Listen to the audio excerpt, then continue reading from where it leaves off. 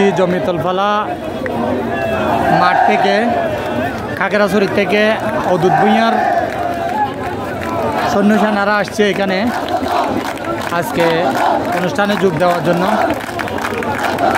তারা অনেক আনন্দ, সবার মনে অনেক আনন্দ।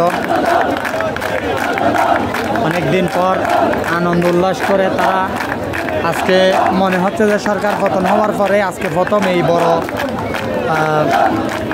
মিটিং হয়েছে বাংলাদেশ জাতীয়তাবাদী দলের পক্ষ থেকে। এখানে আজকে প্রধান অতিথি হিসেবে উপস্থিত ছিলেন বাংলাদেশ জাতীয়তাবাদী দলের সাবেক চিফ হুইপ জনাব জয়নাল আবদিন ফারুক সাহেব, এবং আরও উপস্থিত ছিলেন গোলাম আকবর খন্দকার সাহেব, ডক্টর শাহাদাত হোসেন সাহেব এবং আরও বিভিন্ন অঙ্গ সংগঠনের নেতাকর্মীরা উপস্থিত ছিলেন। তো খাগড়াছড়ি থেকে এসেছেন অদূত ভূঁইয়া সাহেবের গাড়িবহর, ওয়াদুদ ভূঁইয়া, হ্যাঁ।